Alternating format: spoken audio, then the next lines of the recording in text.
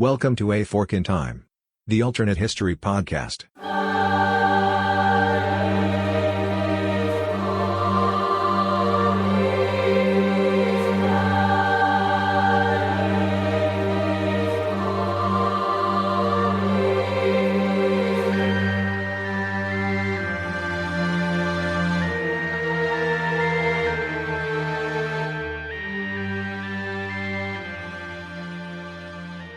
Welcome back to A Fork in Time, the alternate history podcast. Don sitting in the, what would be the appropriate thing to describe for either Dylan, Dylan's joining me, Dylan Holzmer, for either an Egyptian or a Roman leader? What would be the appropriate seat for them to be in? I was going to say something along the lines of like a Roman couch. Kind of a deal. I like that. So instead of being in the driver's seat today, as we often say, I'm in the Roman couch today, along with Dylan Holzmer, as we go down this A Fork in Time episode here. And we're recording in a different sequence than the way that you will likely hear these episodes. So it's going to be a little bit strange, perhaps here. But the concept is today, by my question that you've heard there, is we're going to be exploring one of several topics that are along what we're just generally calling among the team here a series of Roman forks, the types of things that happen with respect to Rome and the Roman Republic / empire. Where it's going to go, we're still figuring that out. And of course, this is the first episode that's going to air that's paired with the room where it happened, which is going to be, sort of connected to this as well. But we should just say, pulling the curtain back a little bit, we are recording this A Fork in Time before that room where it happens gets recorded, although I think they're going to air in the opposite order. So if something sounds odd, like why did they say that? That's why. That's giving you a little bit of what's going on behind the scenes. But Dylan, you were a big part of the team who thought this would be a good place for us to go, and most of the team quickly agreed. So today we're going to focus on, I think, one of the more famous battles in Roman history in terms of to what I would call the lay historical scholar, if for no other reason than Hollywood has given this treatment. We were talking off podcast a little bit about Hollywood's treatment of this battle, but we're going to the Battle of Actium. So Dylan, if you were trying to give as using your skills using your legal skills for summation here, how would you roughly summarize the Battle of Actium, when it is, who it is, and what it's all about? Okay, so to go in the complete opposite direction of a lawyer like Cicero, I will try and keep this as brief as possible. In the aftermath, by the way, a lawyer brief is actually an oxymoron. Is that correct? Yes, exactly. A lawyer brief is about 20 pages long, so let's try and avoid that. But essentially, in 44 BC, you have Julius Caesar assassinated. In the aftermath of that, Mark Antony is the executor of his estate, ends up taking over his affairs and effectively running Rome until Octavian joins up on the scene. They team up essentially to fight the remnants of the assassins, and then as many political marriages do, they hit a rough patch and they end up essentially going to a second civil war with each other. That culminates in Antony hanging out in the east, much like Pompey before him, and his navy being cornered at a place called Actium in 37 BC by the forces of Octavian. Antony has one very famous celebrity, let's call her mistress / ally, who's also on the scene, very famously portrayed throughout pop culture and history, Cleopatra of the Ptolemaic dynasty of Egypt.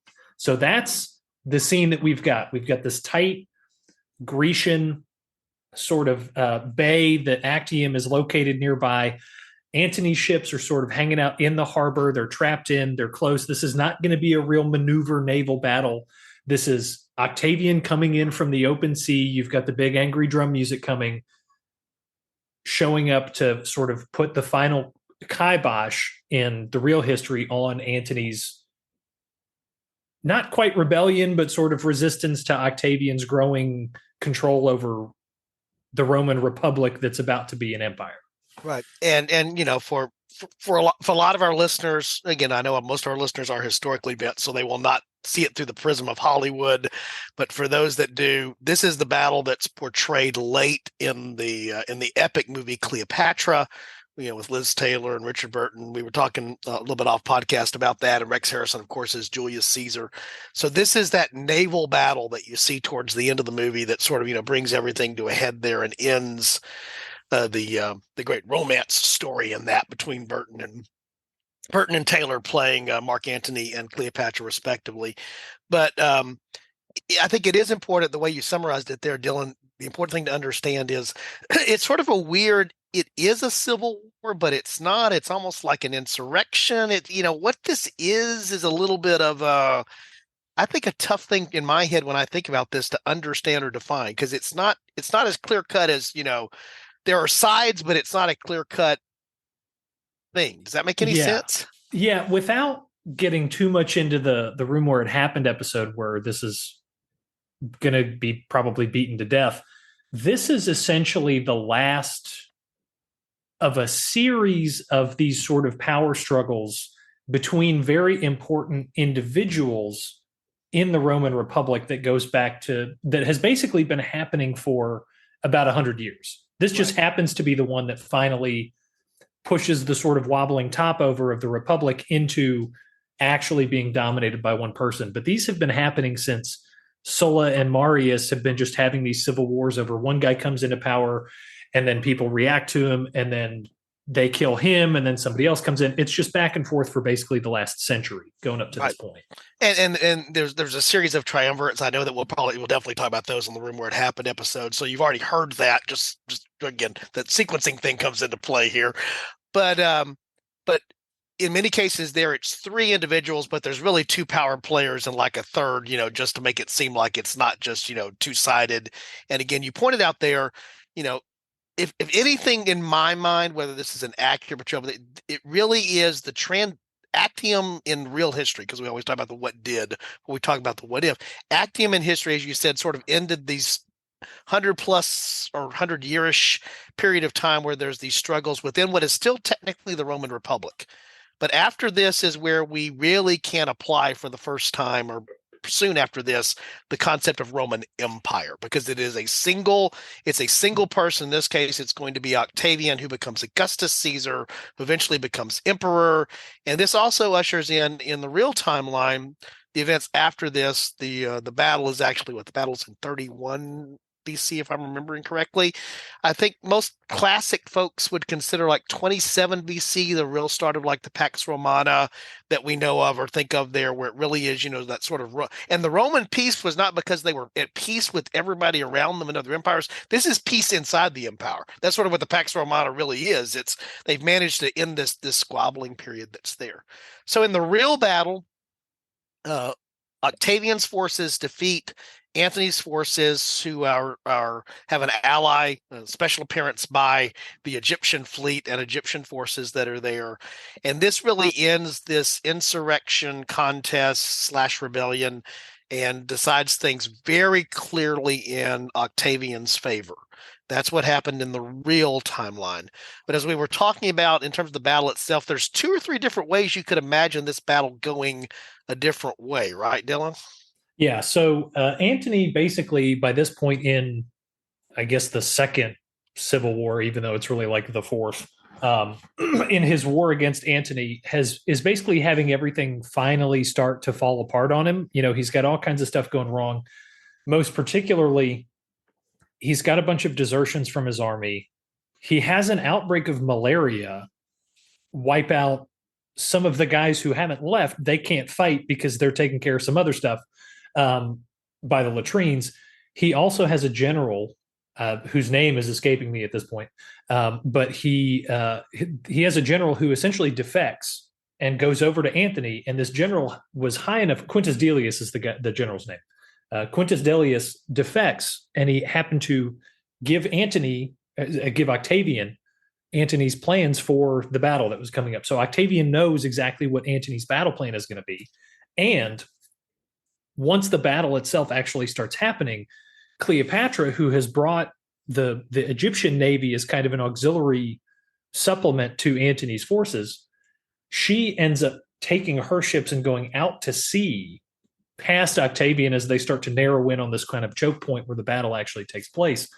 And Antony misses the fact that this is a a feint and that it's actually a tactical maneuver. Antony thinks that it is a complete flight from the field. She's running back to Egypt. And so he follows. And that misunderstanding of a tactical maneuver is actually what directly brings him into the grip of Agrippa, who is Octavian's sort of, field general who's assisting, and ends up leading his defeat at the battle itself finally. So there's all kinds of small things that could really, any combination of them could kind of flip the battle, because this is all things being equal, this is a close battle.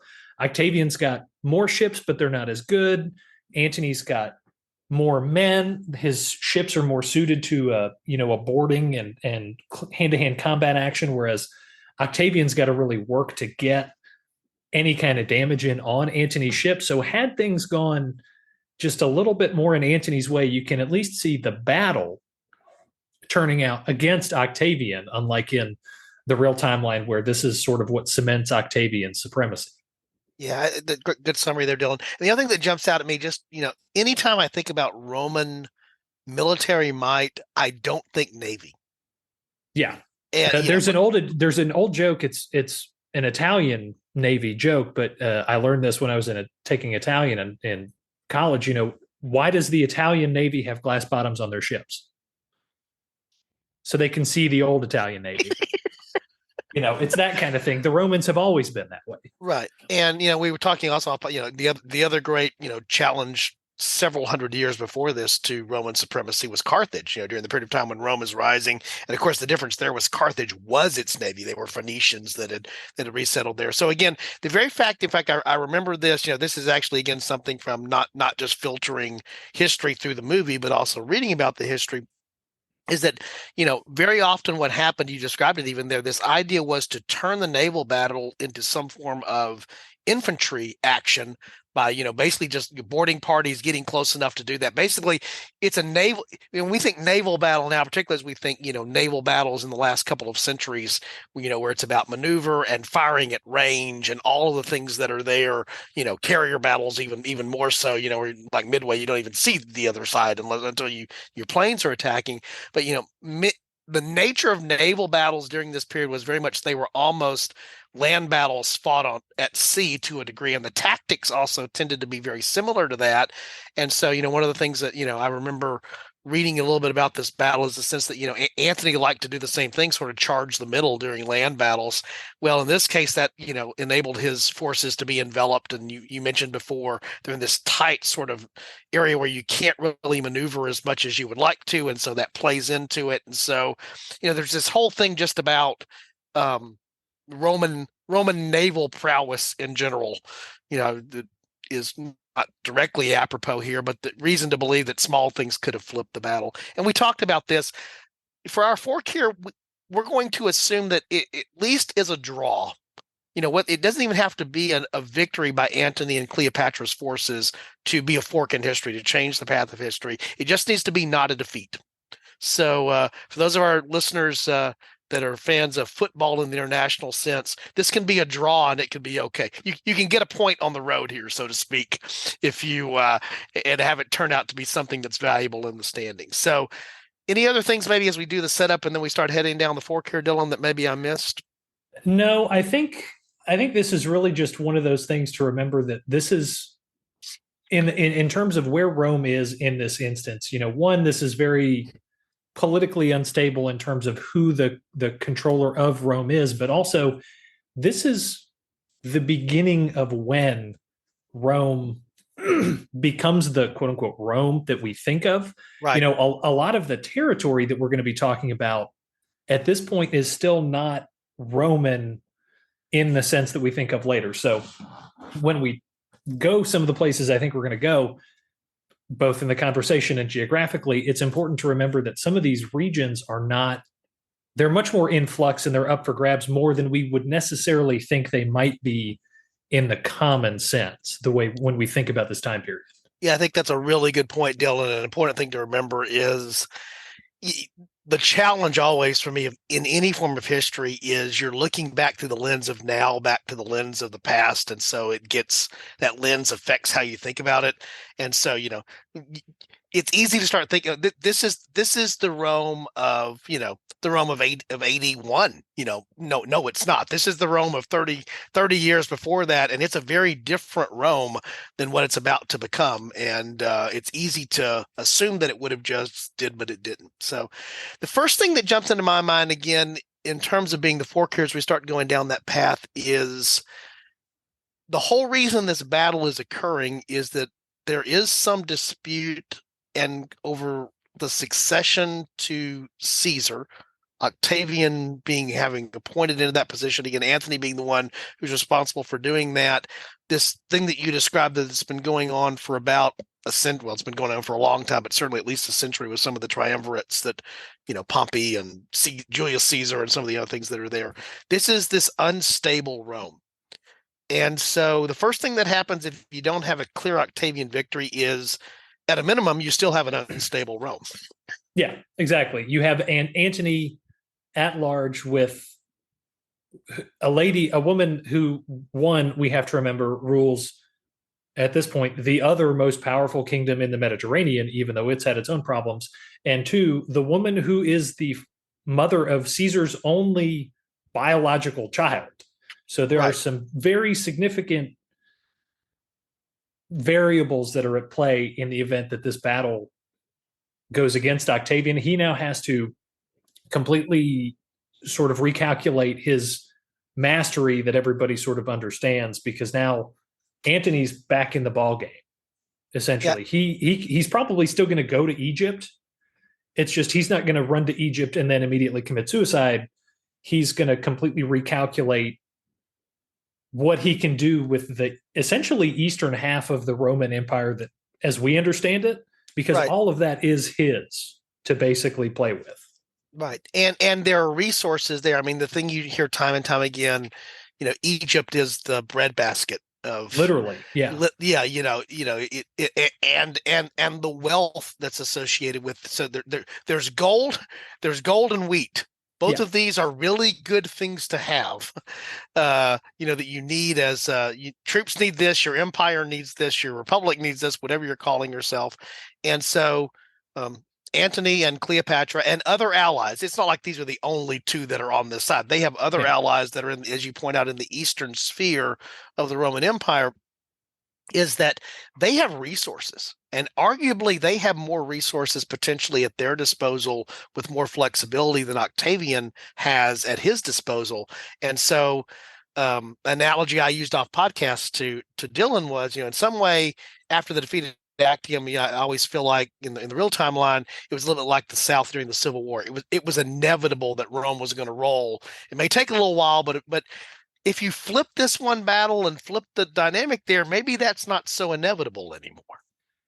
Yeah, I think the real question becomes, I think the question is less about Antony directly and more about just kind of Octavian versus someone who's not Octavian, because Antony had this kind of history. He covered, basically, to keep a long story short, he stayed in Italy while Caesar was off fighting Pompey in the first Civil War, and Antony, to put a good spin on it, basically screwed the pooch for Caesar.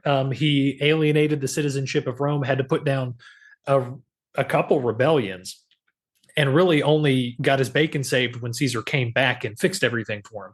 So Antony, as an individual governor, administrator, ruler, doesn't have the best track record. It's only the people that he surrounds himself with that end up probably making him, even in an alternate timeline, a bit more of a governor or a ruler in terms of a realistic option. He has the governorship of Syria. Cleopatra is the queen of Egypt. He has Caesar's biological heir, even though Octavian is the legal heir, and there's a whole thing we can do with that. But the question, I think, really is, does Antony somehow manage to screw up Alexandria like he does Rome, or does Cleopatra keep a lid on him until he ends up dying or leaving and going somewhere and fighting a battle? The track record suggests he will screw it up, right? Yeah. I think the question's not so much what happens in the next few years with this sort of alternate timeline, because I imagine there's going to kind of be a détente, a regrouping period on both sides, because it's basically been 15, 20 years of nonstop war for all sides. It's more interesting once you start getting closer to the switch from BC to AD. Once you get a decade, 15 years down the road, then what does the geopolitical sphere of the Mediterranean kind of look like? Right. I think is the more curious question. Yeah, I agree with that. And I'll just ask you this. I'm curious to hear your take on it. I think I know what your take is, but I want to hear what your take is. Is there a time? Is there in this alternate? Eventually the Roman Empire will be two large spheres of influence. There will be an east and a west eventually. That comes to that's several centuries down the road, but they will actually break it up into 4 parts and 2 all at the same time, because Rome never does anything easy here in terms of how they lay it out. Fractions are not good for a Roman decimal system. Let me put it that way. No, but do you think there would even be a possibility that instead of the continuation of the contention for who is the rightful heir for Julius Caesar, which is ironic since what is there to he had achieved the level of thing, but they hadn't actually proclaimed him, king or emperor. There was nothing. Yes, it's in his inheritance, but also, what are you inheriting? But this idea of what may have just happened here is, you mentioned détente, just the agreement that there's going to be 2 different things here, and we'll stay separate. It's not Rome anymore. Well, I think what's going to end up happening, and some of this goes to the understanding of Rome as a republic. You have to remember, this is a government that, at least up to right now, is pathologically averse to any kind of monarchy. So I don't think, even Octavian as Augustus, he put all kinds of protections in place so that even though he was the emperor, he wasn't a quote unquote emperor. He was the first man, right, of a quote unquote republic that he totally didn't completely control from top to bottom. And the first couple emperors did that, even into the mid, first century AD, this fiction of a republic lasted a lot longer than we think it did. So I imagine if you have Antony bunkers down in Syria, which is right next to Egypt, and basically they turn that into kind of a contiguous sort of state for coordination purposes, if not legal purposes. I think you're going to see Syria and Egypt become kind of the first province, like the primary pole to Rome. They're not necessarily, at this point you can debate whether they're a true independent kingdom or a client state of Rome and are really basically just a territory in all but name. But I think at the very least, 1, because of the value of Egypt, 2, because of how much grain they're dependent on in Rome.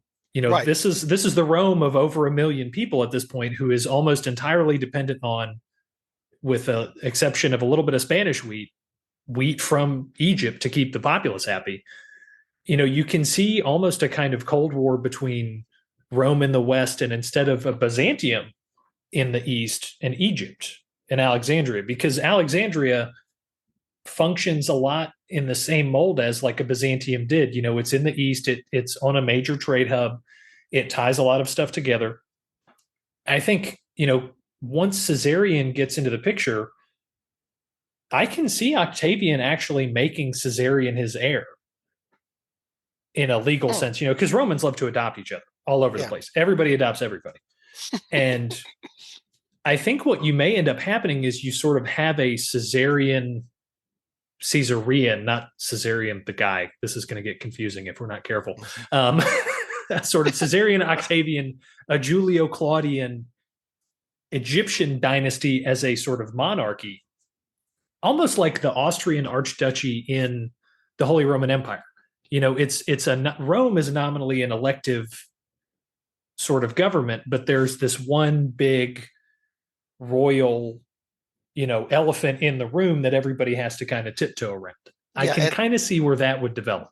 Yeah. So Caesarion, now talking about Caesar's son, child, with Cleopatra, not Caesarion as the adjective. Right. He is, and nothing to do with a way to give birth either, which is a whole other thing. Salad, which exactly, we're going to leave for another day. they can come into play there. But this idea of Caesarion being, if you will, sort of that lead first man, again, probably not emperor in the sense it's still the Republic in form, and even the way that it maintained forward there, but maybe even being the head of Rome, but not even in Rome. Again, in Alexandria, in set up in Syria somewhere. This idea that yes, it's Rome, but very much like Caesar was leading Rome, but very rarely was there. Kind of thing. The same type of thing could be happening here. And again, the point being that Caesarion as his, talk about Julius Caesar now as his biological son. Again, that I'd never thought about that idea of, how do you bridge the gap? Well, they bridge it by Octavian, doing that adoption thing. And so suddenly now you got the biological son legitimized through the adoption through the other, and now, and probably a political marriage somewhere in there, just because that's their other thing they're really good at doing is, and suddenly you have this thing that seals the breach, because it was important, as you pointed out, Egyptian grain was critical. That was a big stick that could have been used against Octavian in the event that he hasn't become master of Rome, so to speak, that first man, because of winning the Battle of Actium. Yeah, it's just that from the economic factor alone, this becomes a much more interesting question than you would think. Because other than Egyptian wheat, you don't, most of the other bread baskets that you would think of around this time period, potatoes haven't even entered the picture. They're not going to come from the New World for another 1,500 years. Right. So it's all bulgur wheat, various things like that. A lot of it is in, Eastern Europe that hasn't been gotten to by the Romans yet. So the squeeze is going to be on, so to speak. And, this idea of, even assuming that, okay, maybe Octavian does do his sort of first man, emperor in all but name kind of deal. If he adopts Caesarion as his half brother / uncle / I'm trying to do the family tree in my head because it just gets really strange. At what point does Caesarion become his own grandpa? Becomes the question. It's literally the Futurama paradox. How does Fry become his own grandfather? But if Octavian makes Caesarion his heir, one, this is sort of the reconciliation between East and West that helps keep the empire together. The Republic going forward. The Republic. The Republic. You're correct. Right. But also, this actually fixes some problems that Octavian, later Augustus, ends up having with his succession. You have Augustus and then Tiberius and then Vespasian, and then that's kind of, they only got 3 emperors in before the first hiccup. Nobody had kids and nobody could adopt anybody, and they had to start going, okay, we've got to go 6 branches over and 2 down and find the ex-wife's third cousin twice removed to find somebody that we can make the emperor. So, but Alexis loves to call the cousin jump. Exactly. This is the Roman cousin. This is the Roman cousin jump.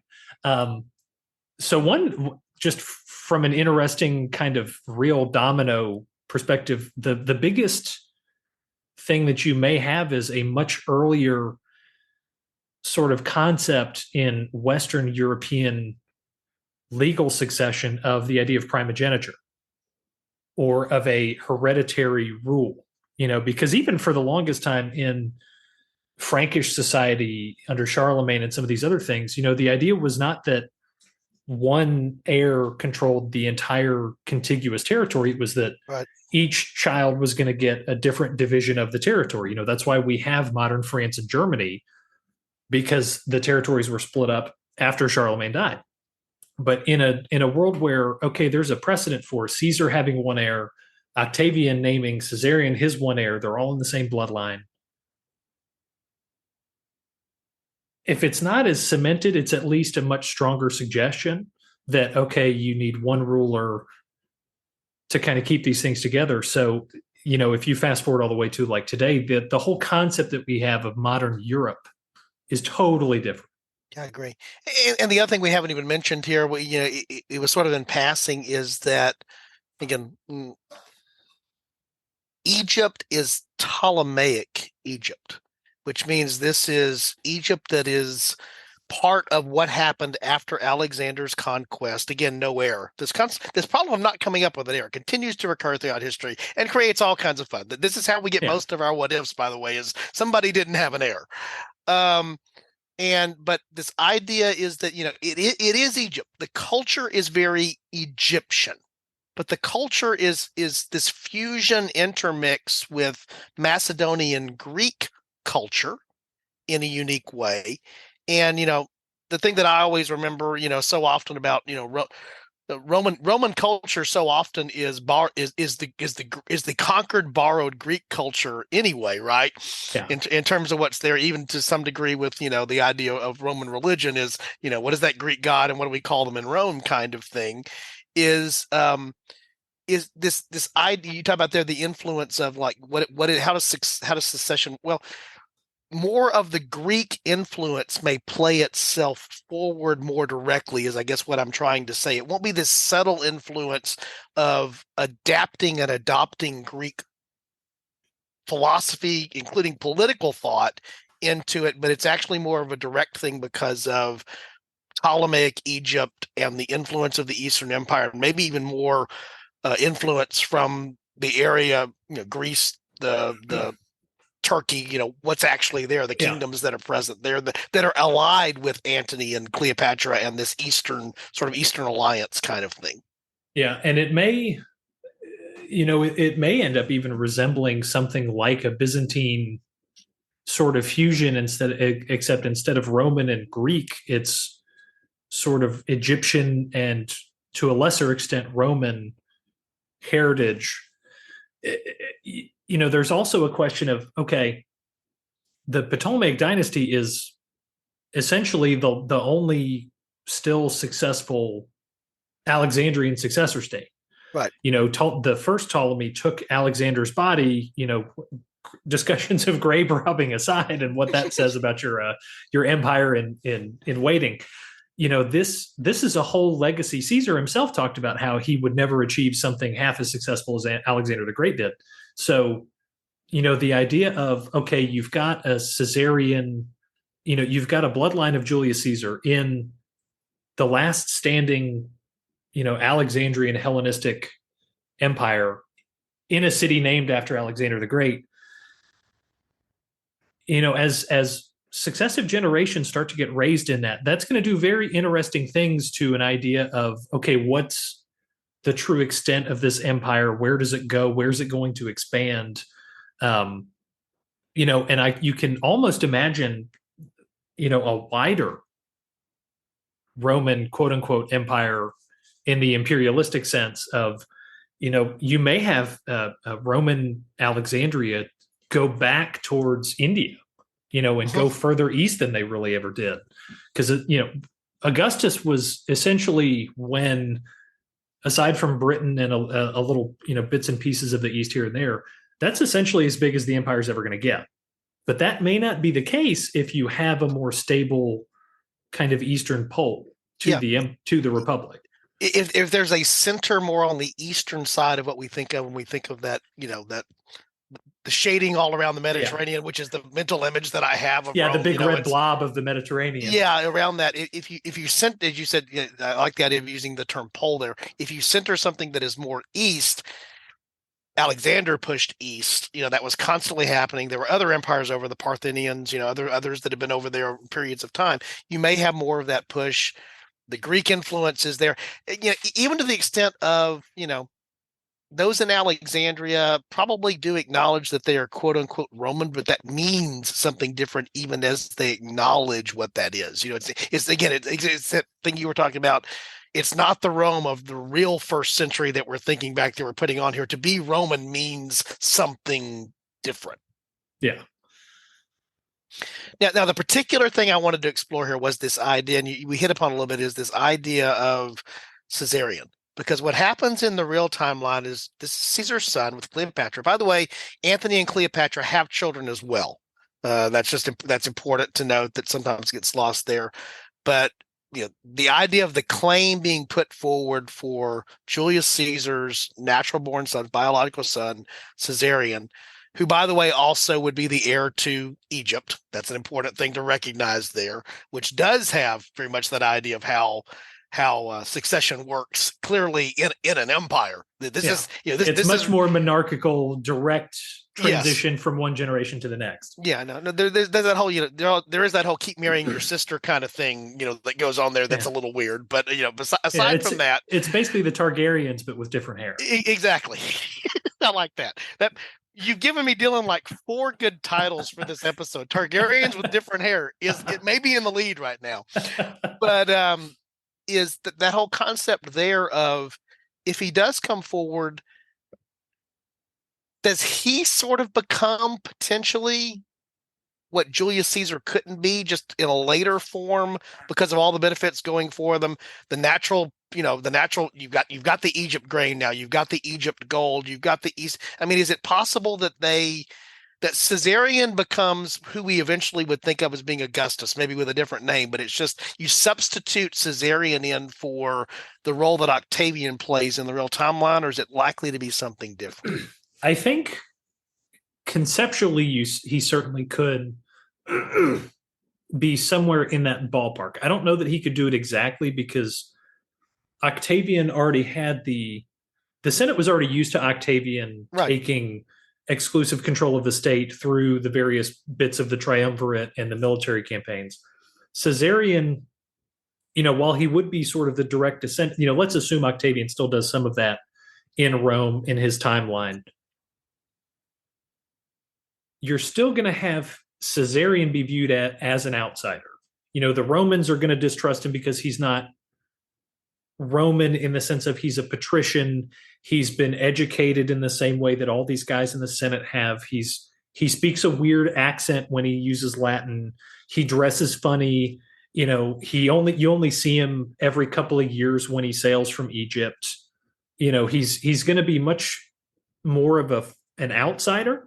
Right. I think he's certainly going to have some political sway. I almost envision it as kind of a pro-Caesar faction of the Senate and the sort of more traditional Roman political world, and I don't want to call it a faction because that's not what I'm thinking of. It's almost like a version of our 2-party political system, but much more informal. You have sort of the Egyptian Eastern, bloodline of Caesar faction, and then kind of your standard Roman Republican, maybe more towards the Spanish and the Gaulish side of things. You're going to just have, I almost envision 2 different parties based on geography.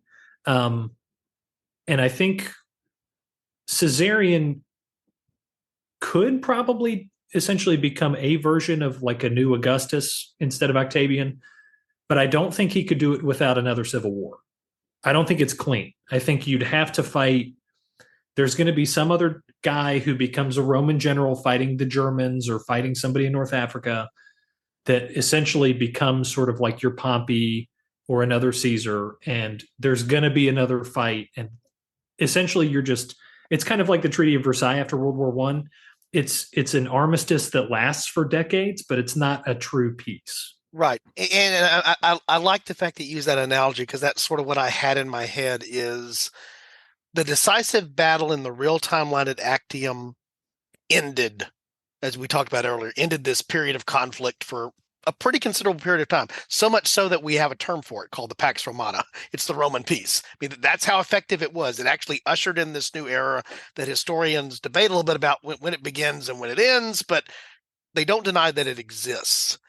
If you have either the draw outcome, the uncertain outcome at Actium, or even an Antony victory at Actium, you don't have that definitive end to it, as we've talked about here. So it's some form of détente. Another triumvirate arises. We don't know who the third's going to be. That sort of battle. It basically it'll keep reinventing itself in some way, shape, form, or fashion, as you point out. It's going to be Mithridates of Pontus. He's going to live to be 400 years old, and he's just going to keep being around, and everybody's going to have to fight him. I'm calling it. He's like Highlander, is basically what's going to be. And the problem is there can't be only one at the end of the day in this because of what's happening there.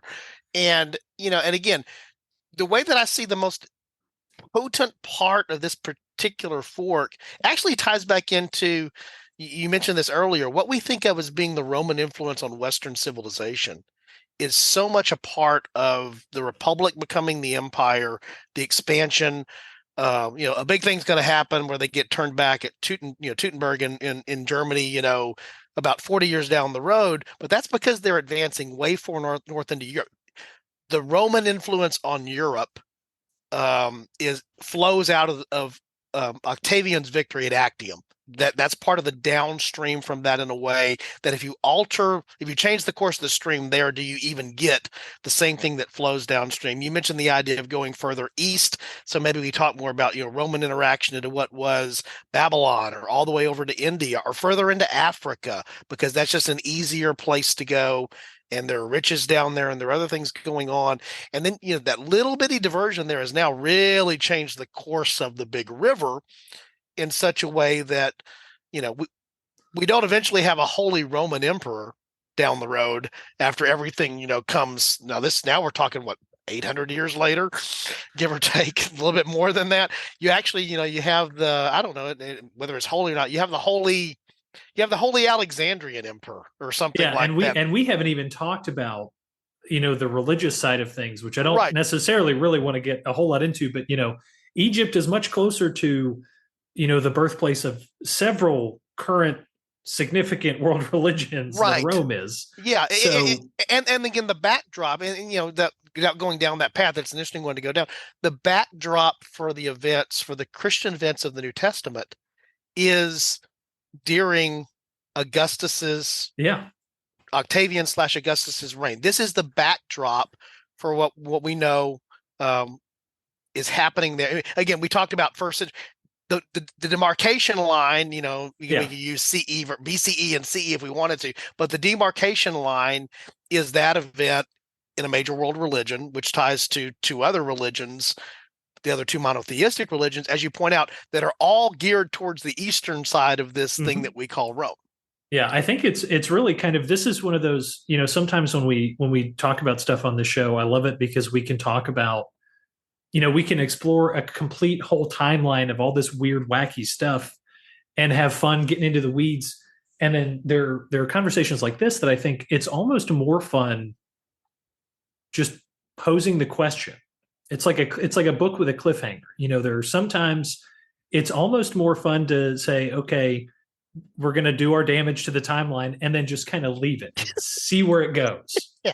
Well, and this is where I'll make the plug for, we were actually talking about this among the team. For those that haven't checked us out on Discord, it's a fun place to go. And we have some active listeners that are there that I really enjoy, who come with some interesting ideas. But, one of the things that we've started doing there on the Discord channel, and you can do this, by the way, at the website through the, suggestions or feedback. There's tons of way to do this, but the Discord channel is a fun place to do it because we can have a two-way conversation in the Discord channel there. Is that what you just said there, Dylan, is such a, tell us what you think happens, with this revised Eastern Rome, is what I'll just roughly call it, this Eastern Alliance thing. And for Christianity, just being one example of this, that's the backdrop. It's not an emperor in Rome. It's a much closer power in Alexandria in Egypt, where there's been this ongoing thing that's happened there. Is there the same domination of the Jewish Palestinian, the places to go? There's lots of places to go there that are fun, but we're not going to go there. We'll leave that for our listeners to sort of engender that, give us some ideas, and then the team will be more than happy to circle back around to that, because I enjoy doing the episode here with just Dylan. But I know that when the team listens to this, because it's like what happens when I listen to an episode, that it's like, ooh, I wanted to go here. All kinds of stuff. I wanted to go there. I wanted to go there. So I know that the way that listeners have to feel, and I like sort of leaving, like you said, let's just leave it with an open question there. What do you think happens as a result of that, kind of thing? Because it does change. I'm glad you brought it up. It does change the idea of how Roman influence on European history takes place. Again, we haven't recorded the room where it happened yet, but one of the questions I know I'm going to ask there, because I've got a list of things, is, why do we even care about Rome so much? Well, it's because of the influence that it has on, Western civilization, on European history, in the sense there. That's why we pay so much attention to it. You know, in the United States, we have one of the bodies of our legislative branch that's called the Senate. Why is it called the Senate? Because of Rome. And, so we know that influence exists, but if you change that influence just a little bit, how does that ripple forward? Yeah. Anything big we missed just on this little quick fork here, Dylan? I know we could have gone tons of places, as you just said. We left one thing open. Tell us what happens generally with Christianity since we've done this. Audience, no, your turn, kind of thing. Yeah. I think we've covered as much as we can without really just kind of going totally in the weeds and just, going down rabbit holes on different things. I think the one thing that would be kind of interesting, and this is again kind of thinking of the far future, is what would the sort of colonial era look like? And I'm just going to pose the question as a theoretical concept, because instead of focusing west, you go east, but there's still west. What does it happen? My brain is very curious about what happens with that, but I'll leave it to anybody, like you said on the Discord, or anybody else. If some of the other team members have some ideas, we'll just kind of see what people think of. I know somebody in the Discord did suggest a Roman colony or a Phoenician colony in South America. So throw your ideas out. Let's see what you got. Yeah, and again, tying back to the Carthage thing, because I think I did reference this in the episode that I did on sort of if Carthage had prevailed over Rome, Punic Wars at some point there. I hit upon this earlier. You don't think when you think Rome, you're not thinking, "Ooh, that navy." That's not what you ever think about Rome. When you think Carthage, you think, "Ooh, that navy." To some degree, if you think about some of the people groups that are in the eastern part of the Mediterranean, where it is more seafaring in terms of what it is, that changes that. And even the colonial era is interesting because then maybe you're not trying to get around Africa to get to to the east. The land routes are much more established. The idea of what became the spice. The Silk Road, becomes an earlier thing, and there are multiple Roman writers who specifically use the term for China of this time. So the Romans knew that China was an extant political and geographic entity. So this is not, just kind of some far-fetched, what if we go east to go west instead of west to go east? There's very much some knowledge that the Romans had that they could have used to their advantage if they were more focused on the east. So it is a real question. Yeah, good stuff. Dylan, this was fun. And again, I'm looking forward to the series of episodes that we do that are around this idea, because there's lots of Roman history. There's lots of places to fork events earlier than this. There's places to fork events later than this. It covers a very long period of time and a diverse period of time that's there. So again, you were the genesis more than anybody else of suggesting this actually before you joined the team. So I'm happy that we're doing this. So as I close out things here, just going to do a little bit of the housekeeping stuff. Dylan came to join the team on the podcast here because he was a listener and reached out and gave some suggestions. By the way, we're still open to that. So if you have some feedback, if you have some topical suggestions, always bring those in. If you want to be part of the episode, we're happy to do you. Most of the team now joined as a result of something they suggested, and I reach out and said, "Hey, that sounds interesting. Why don't you join us?" So just know that that's out there. You can do that on the website, which is www.aforkintime.podcast.com. And I've enjoyed, as I say every time, I keep saying it because it's true, and I'm just going to keep saying it. Part of what Alexis and I started this, but part of what we enjoy the most about it, in fact, we were talking about it just this past week, is we've met some really cool, fun people along the way, and people that get references to the Targaryens. Like 40K last week. Yeah, Targaryens with different hair and others. Yeah, this is part of what I enjoy. Part of what's here. And certainly we welcome go check out the website. Certainly we don't ask anyone who listens. We made the pledge a long time ago, even as monetization of podcasts has become a much bigger thing here in the last year. You're always going to find A Fork in Time is free. But if you want to support us, there's our Patreon link there. There's other ways you could do it. Yesterday on social media, my daughter posted on a throwback Thursday, I guess it was, or International Podcast Day was today or yesterday. I forget which one it is. I should know since we'd have one, but I don't pay attention to that.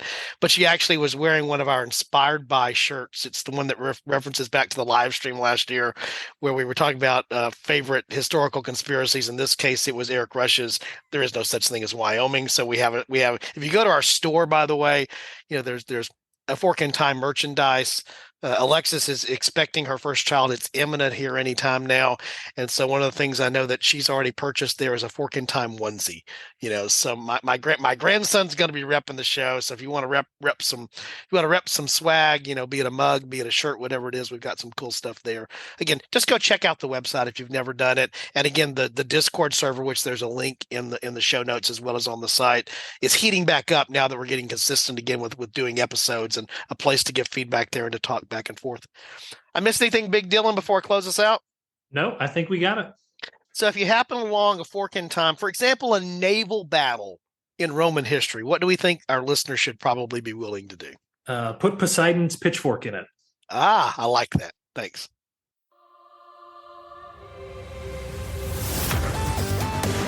Thanks for listening to A Fork in Time, the alternate history podcast. Learn more and provide feedback by visiting our website at www.aforkintimepodcast.com. Connect to us on Facebook at facebook.com/aforkintime or follow us on Twitter at AFIT Podcast. If you want to support the show financially, visit our Patreon page at patreon.com/aforkintime. We hope you will join us next time.